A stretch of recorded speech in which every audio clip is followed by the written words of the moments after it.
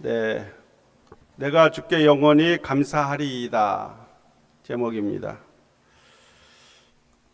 이 할리우드의 한 유명한 배우가요, 자기의 친구 14명을 집으로 초대했습니다.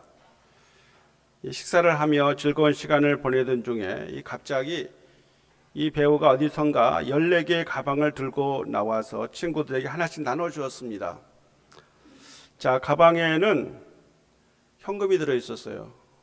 그것도 100만 달러의 헌금이 들어있었는데 친구들이 갑작스러운 이 선물에 어안이 벙벙해했습니다. 자, 배우는 자신이 무명 때 친구들이 얼마나 큰 힘이 되어 주었는지를 고백했어요. 내가 참 어려울 때 너희들이, 여러분들이 이렇게 나를 사랑으로 받아주시고, 너희들의 집에 내가 아무것도 없어서 갈 때 침대도 내주고 주방도 쓰게 해주고, 그렇게 너희들을 나를 그렇게 잘 대우해 줬기 때문에 지금 내가 이렇게 배우로 성공할 수가 있었다는 겁니다. 그래서 내 인생에 너희들이 얼마나 소중하고 소중한 사람인지 오늘 그것을 꼭 알아주었으면 해서 준비한 선물이다 라고 말을 했어요. 자, 이 배우는 변호사를 통해서 친구들이 낼 세금까지 미리 다 대납을 해준 상태였습니다. 어려운 시절 자신을 도와준 친구들에게 잊지 않고 감사를 전한 이 배우는 할리우드의 간판 스타 조지 클루니입니다. 조지 클루니, 저도 아침에 이분의 얼굴을 자세히 봤어요. 영화에서 많이 본 것 같아요. 이러한 사람이 정말 귀한 거죠. 감사를 알고 자기가 어려울 때 자기를 사랑해주고 용기를 이렇게 북돋아주고, 그리고 자기의 집이라도 내주면서 같이 기거하게 해주었던 그러한 그 친구들, 또 항상 위로의 말을 건네고 자기가 무명이었을 때 자기를 사랑으로 이렇게 여전히 친구로 받아주었던 이러한 사람들을 잊지 않고 그것을 이러한 방식으로 보답을 했어요. 정말 감사를 아는 그러한 조지 클루니인 것 같습니다.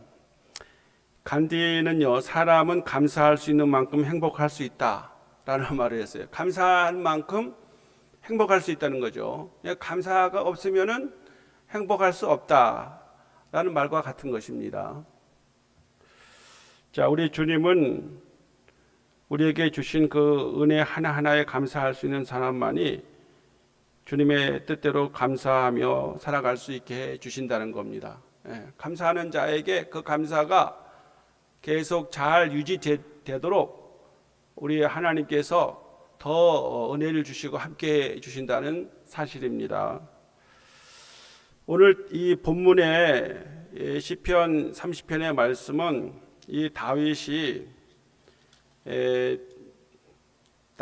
성전 낙성식에 불렀던 찬양입니다. 자, 우리가 알다시피 다윗은 성전을 건축하지 못했어요. 자, 그러나 언젠가는 성전을 건축할 것을 생각하며 낙성식 할 때에 부를 찬송이었습니다. 자, 성전의 웅장함이나 아름다움이 아니라 하나님께서 주신 은혜를 찬송하는 내용의 시입니다. 왜냐하면 예루살렘 성전에 거하시는 하나님께서는 다윗을 그 고난과 질병과 죽음으로부터 구원해 주신 하나님이시기 때문이었습니다. 이 다윗의 질병이 무엇인지 확실하지는 않아요. 영적인 질병인지 또는 원수로부터 온 위협을 말하는 것인지 분명하지는 않습니다. 그러나 분명한 한 가지는 다윗이 죽을 병에 걸렸다는 사실입니다. 오늘 성경 여기 지금 2절에서 그렇게 말하고 있지 않습니까? 2절 3절 여호와여 내 하나님이여 내가 주께 부르짖음에 나를 고치셨나이다. 또 여호와여 주께서 내 영혼을 수월에서 끌어내어 나를 살리사 무덤으로 내려가지 아니하게 하셨나이다. 자, 이 무덤으로 내려가 장사 지내지 않도록 하나님께서 이 다윗의 기도를 들어 응답해 주셨다는 것이죠. 이 얼마나 감사할 일입니까? 자, 그래서 이 다윗은요, 하나님이 자기를 구원해 주셨고 수월 죽음으로 끌어내셨지 않았기 때문에 그러한 은혜에 대하여 영원히 감사하겠다라고 결론적으로 고백하고 있는 거예요. 예. 그래서 내가 영원히 주께 감사하리이다. 참 이 얼마나 체험적인 신앙을 확실히 가진 사람의 고백인지 모르겠습니다. 자, 이러한 고백을 다윗만 할 것이겠습니까, 여러분? 우리가 살아가면서 여러분이나 저에게도 이렇게 우리가 주께 영원히 감사하는 이러한 성도가 되기를 소망하는 마음으로 오늘 이 귀한 말씀을 함께 나누기를 소망합니다. 첫 번째, 다윗은 감사를 잃어버리고 살았던 지난 날을 회고하면서 회개했어요. 감사를 해야 되는데 마땅히 감사를 해야 됨에도 불구하고 감사하지 않았던 자신의 과거에 대해서 돌아보면서 회개를 했다는 겁니다. 자, 이 시인은 자신의 지은 죄, 즉 자만하거나 교만한 죄를 자기의 병과 연결시키고 있어요. 자기가 교만했기 때문에 자기가 이런 죽을 병에 들었다는 것입니다. 자, 그는 하나님이 자기 죄로 인해 얼굴을 자기에게서 돌리실 때를 회상하고 있어요. 여기 지금 하나님께서 자기에게 얼굴을 돌리셨다라고 그렇게 고백하고 있는 것입니다. 자, 그러므로 말이죠. 이 다윗은, 이 시인은요, 그러한 상황 가운데에 자기의 그 고백이 뭐냐면 그의 노염은 잠깐이요 그의 은총은 평생이로다. 저녁에는 울음이 깃들일지라도 아침에는 기쁨이 오리로다. 자, 노염이 잠깐이라. 왜 노여했겠습니까? 하나님께서 그를 깨닫게 하려고 하나님께서 다윗에게 병이 들게 한 게 아닌겠나라고 하는 것이죠. 그래서 이 노라고 하는 것은 하나님의 그 진노, 하나님의 심판이겠지만은 이것은 그가 이제 하나님 앞에 죄를 지음으로 말미암아 하나님을 진노케 만들었죠. 그러므로 그에게 병이 찾아온 거예요. 자, 그러한 병에서 그가 걱정하면서 하나님의 자비를 베풀어 달라고 기도하고 있습니다. 그 기도가 8절로 10절에 나와 있어요. 참 기막힌 기도이죠. 우리가 이렇게 병들었을 때 하나님께 기도해야 됩니다. 우리 야고보서 5장에 말한 대로 너는 즐거워하느냐? 그러면 찬송할 것이요. 너는 병들었느냐? 그러면은 하나님께 기도할지니라. 고난 중에 기도하라 말씀하는 것처럼 오늘 8절로 10절에 여호와여 내가 주께 부르짖고 여호와께 간구하기를 내가 무덤에 내려갈 때에 나의 피가 무슨 유익이 있으리요 진토가 어떻게 주를 찬송하며 주의 진리를 선포하리까 여호와여 들으시고 내게 은혜를 베푸소서 여호와여 나를 돕는 자가 되소서 하였나이다. 자, 이러한 기도에 결국 하나님께서 그의 부르짖음을 들으시고 용서하시고 고난을 기쁨으로 바꿔주셨어요.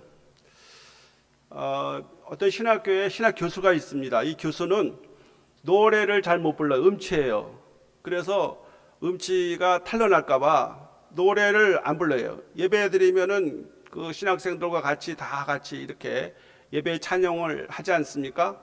근데 이 신학 교수님은 찬양을 안 해. 노래를 안 불러요. 왜냐하면 아주 지독한 음치였기 때문이죠. 자, 그런데 이분이 환상에 이제 하나님 나라에 갔어요. 집에서. 그래서 하나님의 나라 갔더니 베드로 사도가 반가이 맞이하면서 어떻게 오셨냐고 그러니까 이렇게 신학 교수를 하면서 예수를 믿으니까 이제 제가 천국에 넉넉히 들어갈 수 있겠죠 하니까 베드로 사도가 안 됩니다. 신학 교수인 건 알지만은 신학 교수가 됐다고 해서 무조건 천국에 들어오는 건 아닙니다. 당신은 보니까 찬양도 안 하고 찬송도 안 부르던데 어떻게 그런 사람이 믿음이 있다고 할 수 있겠느냐? 당신은 안 된다 라고 거기 천국문 앞에 퇴짜 맞았어요. 그리고 깼습니다. 그러니까 이번이 정신이 바짝 들었어요. 야, 이거 정말 큰일 났구나.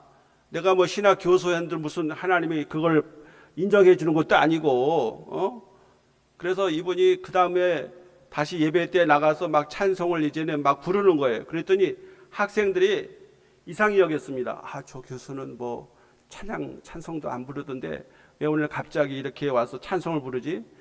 이상하다. 그래서 학생들이 이제 수업 시간에 물어봤어요. 교수님, 왜 그 옛날에는 찬송을 안 부르시더니 왜 찬송을 이렇게 부르세요? 그랬더니 그렇지 않아도 내가 참 마음의 변화가 왔다. 내가 이렇게 정말 꿈중에 하나님 앞에 갔는데 베드로 사도가 나와가지고 당신은 찬송도 안 부르고 찬양도 안 하는데 무슨 천국에 들어올 자격이 있냐? 당신은 안 되겠다. 돌아가라. 그래서 자기가 돌아와가지고 깊이 깨닫고 잘 못 부르는 찬양이라도 음치라도 말이지 찬양을 해야 되겠다. 그래서 내가 깨달은 바가 있어서 찬양을 하게 됐노라고 그렇게 말해주고 있는 거죠. 여러분, 하나님의 은혜를 받았으면 뭐가 나올 거예요? 그 은혜 받았다고 늘 감사하고 찬양이 나오겠죠? 그건 자연적인 반로입니다. 뭐 찬양을 하세요. 뭐 노래를 부르세요. 막 이렇게 얘기를 안 해도 찬송은 자연적으로 나와요. 하나님의 은혜 생각하면, 하나님이 나를 사랑을 생각하면, 하나님이 나의 평생에 이렇게 굽이굽이 나를 도와주시고 사랑해 주시고 붙들어 주셨는데 얼마나 감사하냐. 찬양하지 말라 그래도, 찬송하지 말라 그래도 찬송하게 돼 있어요. 자, 그것이 인지상정입니다. 우리 하나님은요, 우리가 죄의 사망로부터 구원에 이르는 것을 하나님의 선하신 뜻이고요, 우리가 그 은혜를 받아 하나님 앞에 나갈 때마다 그 감사의 화답으로 찬양하는 것은 성도의 마땅한 자세입니다. 하나님이 은혜를 베푸신 것에 대한 선물로 우리가 감사하고 찬양하는 것이죠. 오늘 여기 4절에 다 같이 한번 읽어볼까요? 4절, 30장 4절 다 같이 읽습니다. 주의 성도들아 여호와를 찬송하며 그의 거룩함을 기억하며 감사하라. 자, 이 얼마나 정말 하나님이 우리에게 하신 명령 아닙니까? 성도들아, 주의 성도들아 여호와를 찬송하며 그의 거룩함을 기억하며 감사하라. 오늘 시편을 전체를 커버해주고 있는 말씀이라고 저는 생각합니다, 여러분. 그래서 우리 이 시인처럼 이 시인은 지금 장차 지어질 성전을 생각하면서 하나님께 주신 구원의 은혜를 감사드렸듯이 우리도 예배 장소에 나가거나 또 예배 장소를 생각할 때 내 가정에서 내가 예배 드릴 때라도 이것은 하나님이 함께 하시는 예배의 장소이다 라고 할 때는 먼저 하나님이 주신 은혜에 구원의 은혜에 감사함으로 화답해야 할 것입니다. 성도의 마땅한 자세예요. 이것을 안 하면 어떻게 되겠어요? 내가 베푼 구원이 그렇게 썩 마음에 들지 않나 보다. 하나님이 어떻게 하겠어요? 그러면 거기서 하나님의 은혜는 끝이 나는 거예요. 그러면 네 멋대로 살아봐라. 우리의 힘대로 우리가 멋대로 살면은 잘 살까요? 우리가 우왕좌왕하면서 이제 형편없이 살겠죠. 그러므로 우리 하나님께서 이제 우리는 이렇게 이 다윗도 말이죠. 이 시편을 지은 후에 아마 어떤 사람은 15년 후에 솔로몬에 의해서 성전이 건축되어져서 그래서 이제 이 시편이 정말 더 효과가 있었다라고 말해요. 자기의 시대에는 성전의 낙성식을 하지 못했지만은 솔로몬의 아들이 7년에 걸쳐서 성전을 건축했는데, 그러니 그것을 내다보면서 이렇게 낙성식이라도 이러한 찬양을 좀 불러다오 라고 해서 이 시편을 남긴 것으로 보여져요. 자, 이것이 하나의 가사가 아니라 이것이 노래였을 텐데요, 이러한 노래를 부르면은 얼마나 정말 기가 막혔겠습니까? 다윗은 자기의 이러한 그 시편의 찬양으로서 자기를 주님께서 그 죽을 수밖에 없는 질고에서 무덤에 내려가지 아니하고 구원해 주신 하나님께 정말 감사하며 찬양을 했습니다. 그러므로 우리 사랑하는 성도들께서도 이 교회 예배에 나올 때 또 하나님을 생각하면서 예배드리는 그 순간에 우리 하나님께 주신 은혜에 감사함으로 화답하는 귀한 성도의 삶을 함께 살아갈 수 있기를 축원드립니다. 둘째로 이 슬픔이 변화에 춤이 되게 하신 하나님을 찬양하라고 말하고 있어요. 슬픔이 변화에 춤이 되게 하신 하나님이십니다. 11절에 주께서 나의 슬픔이 변하여 춤이 되게 하시며 나의 베옷을 벗기고 기쁨으로 띠띠우셨나이다 라고 말하고 있어요. 다윗이 당한 이번에 이 재앙의 일에서 다윗이 한 일은 별로 없습니다. 그가 한 일이라고는 내가 주어 지옥에 간들 그것이 하나님께 무슨 유익이 되겠느냐. 내가 죽어서 지옥에 가면 하나님께 무슨 유익이 되겠습니까? 그러니 가만히 계시지 말고 나를 돕는 자가 되어달라고 기도한 것밖에 없어요. 그런데 하나님께서 그의 기도를 들으셨습니다. 단순히 재앙에서 건지신 것이 아니라 그의 슬픔이 변하여 춤이 되게 하셨습니다. 슬플 때에 입은 베옷을 벗기시고 축제 때에 입는 기쁨의 옷으로 갈아 입혀 주셨어요. 자, 기쁨의 옷이란 기쁨이 온 몸을 감싸고 있는 것을 뜻하니까 너무나도 기뻐서 춤추며 뛰며 환호를 지르는 그러한 기쁨이 아니겠습니까? 자, 우리의 슬픔이 변하여 하나님은요 찬양하게 되면 감사하게 되면은 그것이 기쁨으로 변화시켜 주시죠. 춤이 되게 하시고 또 축제 때 입는 기쁨의 옷을 갈아입혀 주세요. 자, 여러분 우리가 슬퍼할 때 살아갈 중에 내 마음과 내 뜻대로 되지 않으면 속상할 때도 많고 어떤 분은 하나님이 계시지 않는가 이런 얘기도 해요. 어떤 분이 지난주에 차에 이렇게 뒷바퀴에다가 뒷차가 박치기 했어요. 근데 뒷차는 괜찮은데 트럭인지라 자기의 차가 좀 움푹 들어가서 그것을 공업사에 가서 고쳤는데 돈이 많이 들어갔습니다. 65만 원이 들어갔다 그래요. 그러면서 하나님이 안 계신가 보다. 내가 이렇게 열심히 교회 다니고 예수 믿는데 왜 하나님은 나를 도와주지 아니하고 이렇게 나에게 손해를 끼치시는가? 우리 하나님 아버지가 계시면 뭐 그렇게 안 할 것 같은데 그렇게 말을 했다는 거예요. 우리 사람이 하나님이 안 계시는데 왜 안 계시냐? 하나님은 언제든지 우리를 보고 계시고 우리가 함께 하시는 하나님이시다.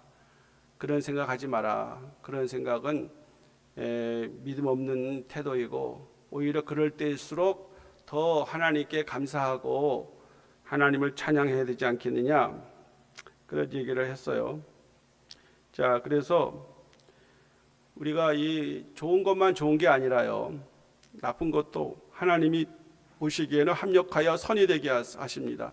로마서 8장 23절 하나님을 사랑하는 자 곧 그 뜻대로 부르심을 입은 자들에게도 모든 것이 합력하여 선이 되게 하십니다. 할렐루야. 그래야 하나님이 멋진 하나님이 되지 않겠습니까?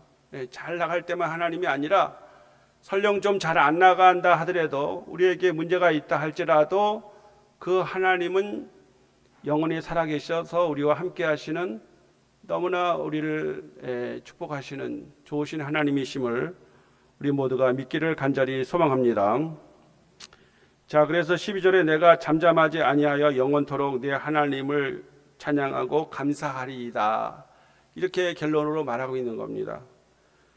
하나님께서 그를 이렇게 도우셨으니 이제 다윗은 하나님께서 이렇게 행하신 일을 기억하고 영원토록 하나님을 찬양하며 감사하리라고 노래한 것이에요. 자, 하나님께서 바라시는 것이 바로 이것입니다. 그저 우리를 주님께서 행하신 일을 기억하고 그 은혜에 감사하며 찬양하는 것, 이것이면 하나님께서 크게 만족해 하시고 그에게 더 큰 복을 내려주시는 것입니다.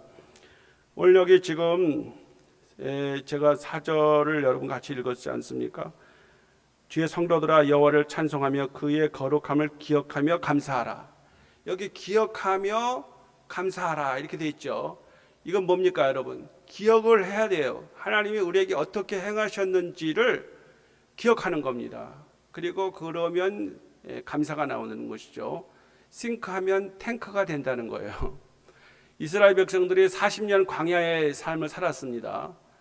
그리고 그들이 가나안에 쉽게 들어갈 수 있었지만 가데스 바네아에서 그들이 정탐꾼 12명을 보내서 40명이 정탐했는데 하나님을 불신하고 하나님을 믿지 않으니까 하나님께서 그들을 다시 광야로 내몰아서 그 이후로 38년 동안 광야를 배회하게 만들었어요. 하나님 불신하는 1세대의 출애굽 세대가 다 죽은 다음에 하나님을 믿고 정말 하나님을 전적으로 신뢰했던 그 갈렙과 여호수아와 갈렙만이 출애굽 1세대가 하나님이 약속하신 가나안 땅을 밟을 수가 있었어요. 그 나머지 사람들은 다 어떻게 해요? 출애굽 1세대는 죽고 출애굽 2세대의 어린 자녀들이 그 가나안에 들어가게 되었습니다. 그때 하는 말이 뭐냐면은 신명기서 이런 데 보면은 너희 하나님을 기억하라는 거예요. 하나님이 어떠한 분이냐? 너희들이 하나님께서 독수리가 그 자녀들을 날개에 업어서 너희들을 이렇게 독수리가 날개에 업어서 자녀들을 날아가면서 훈련도 시키고 운반했듯이 하나님께서 너희들을 출애굽시켜서 독수리가 그렇게 날개로서 그 자녀들을 보호하고 이끈 것처럼 하나님이 너희를 그렇게 하지 않았느냐. 너희가 광야 40년을 살아가면서 만나와 또 반석에서 물을 먹고 메추라기로 너희를 먹이셨고 그리고 너희 발이 부르트지 아니했고 너희 옷이 헤어지지 아니했다. 할렐루야. 하나님이 너희를 잘 먹이시고 기르시고 입히시고 너희들과 함께해서 밤에는 구름 기둥으로 따뜻하게 하고 낮에는 구름 기둥으로 햇빛을 막아주는 이러한 좋으신 하나님이 아니었느냐. 그 하나님을 너희들이 생각해 보아라. 그런 하나님께 할 수 있는 것이 뭐가 있겠습니까? 그저 하나님께 감사하고 찬양하는 거예요. 우리 하나님이 우리와 함께 하시기 때문에 우리가 무엇을 염려하며 걱정하며 또한 어떤 대적들로 인하여 두려워하겠는가? 그렇게 해서는 안 된다라고 하는 것을 이 신명기서 마지막에 그 모세 출애굽의 주역인 모세가 이스라엘 백성들을 다시 한번 교훈시키고 있는 걸 볼 수가 있어요. 자, 그러므로 우리는 기억을 해야 돼요. 하나님이 과거에 어떻게 이렇게 여기까지 인도하셨는지 기억하면, 싱크하면 땡큐가 나오는 거예요. 자, 그래서 하나님께 그 은혜에 늘 감사하며 찬양하는 거, 그렇게 할 때 하나님을 만족해 하시면서 우리에게 더 큰 복을 내려주십니다. 감사하며 찬양하는 성도들 꼭 되시기 바랍니다. 성도 여러분, 혹시 여러분은 여러 가지 일로 인해 슬픈 가운데 있으면 또 어떤 죽음을 상징하는 이러한 배옷을 마음속으로 입고 있지는 않습니까? 그러한 가운데에 있을 때 다른 사람을 탓하거나 형제나 가족을 탓하거나 시대를 탓하기 전에 먼저 하나님 앞에 나가 감사와 찬양을 돌리는 신앙으로 승리하는 성도들 다 되시기 바랍니다. 365 땡큐라고 하는 책의 저자가 존 클레릭이라는 사람이었어요. 이분은 30년간 법조계에 몸을 담고 종사한 변호사였습니다. 자, 아들과도 사이가 멀어졌어요. 원수가 되었습니다.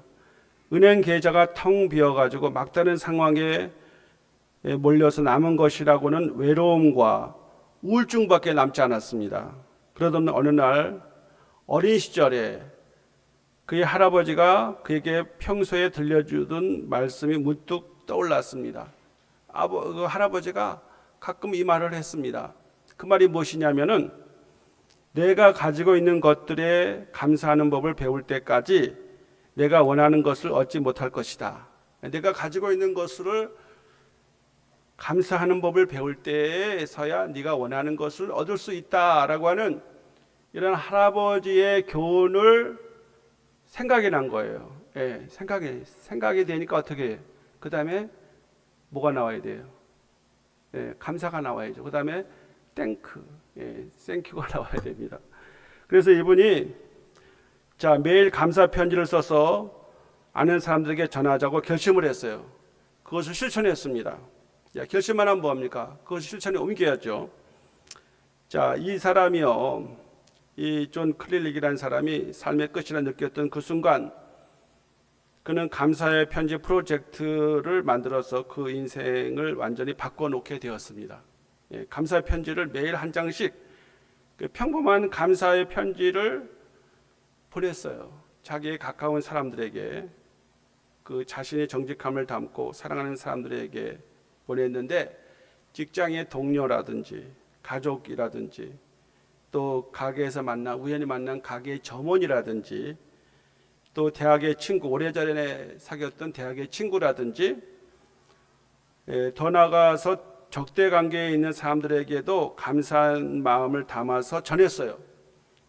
자, 어떤 일이 벌어졌겠습니까?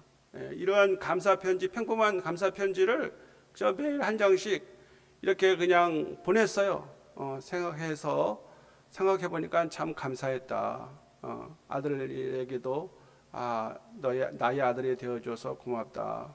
내가 더 잘해줬어야 되는데 그렇게 못한 게 정말 지금 생각하니 정말 미안하구나. 막 이러한 편지를 이 변호사였던 클레릭이 보냈어요. 자, 어떻게 됐겠습니까? 자, 이런 편지를 받고 많은 놀라운 효과가 나타났어요. 우선 금전의 이득이 생겼고 동료애와 내적인 평화에 이르기까지 즉각적이고 다양한 삶의 변화가 찾아왔습니다. 삶이 변화되었어요. 그래서 15개월간 365번 편지에 감사 쓰기를 마쳤을 때에 그에게 있었던 우울증이 깨끗이 사라졌습니다. 그리고 사업은 번창했고요. 자식들과도 좋은 관계가 되었고 자기 곁을 떠나갔던 사랑하는 아내도 다시 만나게 되었습니다. 예. 이혼할 뻔했던 그 아내가 다시 돌아왔어요. 그리고 친구들과 다시 연락을 하게 되었고요. 그 밖에 긍정적인 심오함이 매우 놀라운 경험들이 생겨서 이러한 얘기들을 책으로 모아서 책을 냈습니다. 베스트셀러가 되었어요. 자, 그래서 이 책이 감사의 편지라는 그 센세이션한 바람을 일으켰습니다. 삶을 희망으로 변화시킬 수 있는 감사의 노력이야말로 우리 그리스도인들이 실천해야 할 신앙의 덕목이라는 것입니다. 여러분, 감사, 그것을 어떻게 해요? 표현해야죠. 그거를 다른 사람에게 전해야죠. 감사, 감사해 보십시오. 그러면 놀라운 일이 벌어집니다. 우리들이 하나님과 이웃에게 진정으로 감사하면 기적과 치유와 축복의 역사가 반드시 일어나는 것입니다. 우리의 인생과 인생 마지막에 감사하는 자가 인생을 승리하는 것이죠. 저는 은퇴를 한 주일 앞두고 있습니다. 지난날을 되돌아보면 하나님의 은혜에 감사할 것밖에 없음을 깨닫게 됩니다. 제가 아내와 함께 제일 행복한 교회 제2대 목사로 2011년 6월에 부임해 왔을 때 교회는 앞서 믿었던 성도들이 다 떠나갔습니다. 우리 고 김영주 목사님이 지병으로 예배를 오랫도록 못 드렸는데 그래도 교인들이 자리를 지켜줬으면 고마웠을 텐데 다 떠나고 우리 김혜순 사모님 또 그때 김현수 혼자 계시니까 안찬수 목사님 친구 동기 목사님과 박인희 사모님이 같이 사택에 살면서 3개월간 목사님을 모시는 일을 했어요. 자, 그때부터 처음부터 지금까지 자리를 지켜주신 분은 한간영 목사님, 고순아 사모님, 계속 우리 교회를 사랑해 주셨고 기도해 주셨기 때문에 정말 예배의 맥을 이어왔고요. 또 은퇴 목사님과 사모님들이 오셔서 정말 빈자리를 채워주셨기 때문에 예배가 부활할 수가 있었습니다. 저는 오늘도 생각해 보았습니다. 요한복음 15장 17절에서 부활하신 예수님께서 시몬 베드로에게 찾아가서 3번이나 물으셨습니다. 요한의 아들 시몬아, 내가 나를 사랑하느냐? 그렇게 물었습니다. 주님, 그러하나이다. 내가 주님을 사랑하는 줄 주님이 아시나이다. 이르시되 내 양을 먹이라, 내 양을 치라고 하셨습니다. 우리 주님의 3번이나 그런 말씀을 물으셨겠습니까, 여러분? 이것은 목회의 가장 중요한 기본이 되는 것입니다. 이 목회자에게는 목회자를 사랑하는 양이 있어야 돼요. 기도해주고 목사님의 목회를 함께 그것을 호흡하며 그 말씀대로 살아가는 성도가 있어야 되는 것이고, 그리고 목사는 그 성도들의 사랑과 기도로 목회가 가능한 것이에요. 사례비를 많이 받아서가 아닙니다. 내가 아는 친구 목사님은 2년 후에 이제 은퇴한다는데 그 교회에서 183만 원을 20몇 년 전에 줬는데 지금도 그 목사님이 말을 안 하니까 185만 원 그걸 지금까지 준 거예요. 그 목사님이 무던하신 분이죠. 그러니까 교회 목회를 은퇴하니까 그 교회에서 목사님, 우리가 그간에 너무나 목사님을 잘 모시지 못했습니다. 그래서 그 목사님에게 일찍 은퇴하니까 2년치 사례비를 몰아서 드리겠습니다. 그 밖에도 많은 것으로 그 목사님에게 다 제공했어요. 그 목사님은 이래라 저래라 말을 안 했는데도 성도들이 그걸 다 알고 계신 거죠. 그래서 목사님 뭐냐? 목사는 성도들의 기도가 있어야 하고 성도들의 사랑을 받고 목회하는 것이에요. 사례를 얼마 해주고 안 해주고는 그건 두 번째입니다. 차제입니다. 여러분들이 목회자를 사랑하고 목사의 교훈과 말씀을 잘 받아들이고 그 말씀에 따라 순종하면은 교회가 되는 겁니다. 교회가 세워져 가고 하나님 영광을 받으시는 거죠. 저는 그래서 지금까지 우리 교회에 나오셔서 헌신적으로 교회를 섬겨주신 모든 성도님들 한 분 한 분께 진심으로 이 자리를 빌어서 감사를 드립니다. 제가 자세하게 오늘도 많은 걸 썼는데 우리 사람한테 이렇게 하면 되겠냐 그랬더니 간단히 해라. 그래서 제가 간단히 한번 해보겠습니다. 그래도 여러분들 많이 수고해 주셨잖아요. 제가 15년 동안 제가 혼자 여기 이렇게 올 수가 있었겠습니까? 여러분들이 계셨기 때문에 부족한 제가 그래도 견디면서 14년 3개월을 제가 목회할 수 있었던 것을 하나님께 감사하고 여러분들에게 진정으로 감사드립니다. 무엇보다 교회 학교를 이끌어주시는 강성희 목사님과 심우미 전도사님 애를 많이 써주셨고요. 여러 선생님들이 교회 학교를 잘 유지하도록 수고 많이 해주셨습니다. 매주 은혜로운 찬양으로 예배를 풍성하게 해주신 찬양대원들, 특별히 지휘자 우리 사모님, 또 우리 반주자들, 그리고 찬양팀, 영상 제작에 힘써주신 우리 집사님, 방송으로 힘써주신 성도들, 매주 예배위원으로 자리를 지켜주신 우리 재직들, 주방에서 맛있는 오찬을 만들어주신 우리 여전도 회원들의 그 사랑의 손길들, 제가 은퇴도 늘 잊지 않고 기억해야 할 것 같습니다. 우리 사택 리모델링과 교회 환경을 힘써주신 성도님들, 교회 모든 봉사에 앞장서 주신 여전도 회원들, 남성교 회원들, 새벽기도에 나오셔서 교회 목회자와 교회 성도들을 위해 기도해 주신 성도들, 하서로 아동센터를 위해 섬겨주신 어르신들 등 정말 감사하고 감사를 드릴 뿐입니다. 이러한 우리 성도들의 헌신과 수고와 그러한 그 애씀, 그러한 그 충성이 있었기 때문에 저희 교회가 여기까지 그래도 올 수가 있었습니다. 하나님께 영광을 돌리며 여러분에게 진심으로 다시 한번 감사를 드립니다. 후임 목사 인선위원회 한가정 목사님과 김정선 목사님 기도하시면서 성심을 다해 주셨습니다. 그 수고로 예수님을 많이 닮은 박경호 목사님과 이은주 사모님이 우리에게 새 담임 목사님으로 모시게 되어서 주님께 얼마나 감사한지 모르겠습니다. 며칠 제가 지내보니까 이렇게 참 선하고 그리고 정말 충성되고 또 은혜로운 말씀을 전하는 이 목사님을 하나님께서 보내셨구나. 정말 우리에게 가장 잘 맞는 적임 목사님을 보내주신 것을 생각할 때에 정말 하나님께 정말 감사를 드립니다. 저는 그래서 이제 기쁜 마음으로 은퇴를 하게 되었습니다. 일주일 후에 제가 은퇴를 하게 되어지는 것은 다 하나님의 은혜고 여러분들의 기도와 사랑의 덕분으로 은퇴하는 줄로 제가 압니다. 여러분, 제가 생각날 때마다 여러분들을 위해서 기도하겠습니다. 여러분도 부족한 저를 위해서 생각나면은 꼭 기도해 주시기를 부탁합니다. 이 모든 영광을 하나님께 올려드립니다. 기도하겠습니다. 하나님 아버지, 감사합니다. 여기 지금 다윗이 이렇게 고치지 못할 죽을 병에 들었지만 하나님, 자신이 서울에 내려가면 어떻게 하나님을 찬양하겠냐고 그렇게 그런 하나님께 부르짖고 있습니다. 그래서 진토가 어떻게 주를 찬송하며 주의 진리를 선포하리까?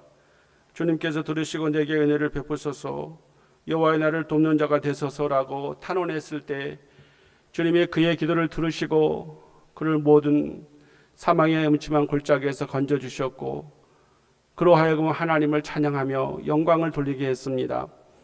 그 은혜를 받은 아버지 이 다윗이 내가 여호와 하나님을 인하여 영원토록 감사하리이다라고 고백을 했습니다. 하나님, 이 다윗의 고백이 우리 한 사람 한 사람의 고백이 되게 하여 주시옵소서. 예수 그리스도의 이름으로 기도하옵나이다. 아멘.